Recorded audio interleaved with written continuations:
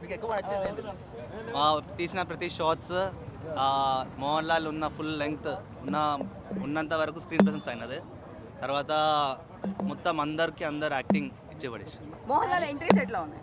Mohan Lal entries same మన expect చేసినట్టే పుట్టి కూర్చుంటే వాళ్ళు గూస్ బంప్స్ వచ్చేస్తాయి. పృథ్వీరాజ్ డైరెక్షన్ గురించి తెలిసిందే. లూసిఫర్ చూసిన వాళ్ళకి లూసిఫర్ 2 కంపల్సరీ వస్తారు. అది బట్ దీనిలో ఒక పాయింట్ తీసుకొని మొత్తం స్టోరీ అంతా లాగ్ అయినట్టుందని చెప్తారు చాలా మంది, ఏమంటారు? అట్లేం లేదండి.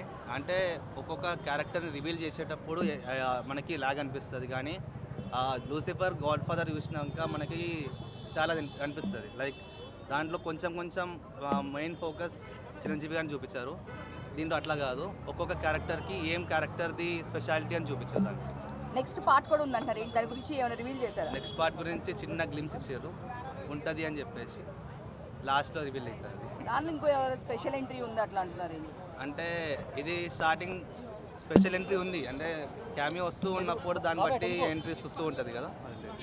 మ్యూజిక్ ఓవరాల్ మూవీ ఎలా అనిపించింది బ్రో? అంటే చాలా గ్రాండియర్ గా 5 out of 5 చాలా కంట్రీస్ తీసుకెళ్ళి చూపించినట్టున్నారు కదా. 5 out of 5 అనిపించిందా లూసిఫర్ 1 కి 2 కి ఏమైనా కంపారిజన్? లూసిఫర్ 1 కంప్లీట్లీ కేరళ దాంట్లో నుంచి, ఇది అవుట్ ఆఫ్ ఇంటర్నేషనల్ లెవెల్లో తీసుకుపోయింది. ఓకే. మ్యూజిక్ ఎలా ఉంది? మ్యూజిక్ డైరెక్టర్ ఇచ్చేపడేసి. ఓకే. లూసిఫర్ 1 తో పోల్చుకుంటే 2 కొంచెం స్టాండర్డ్స్ పెరిగాయి.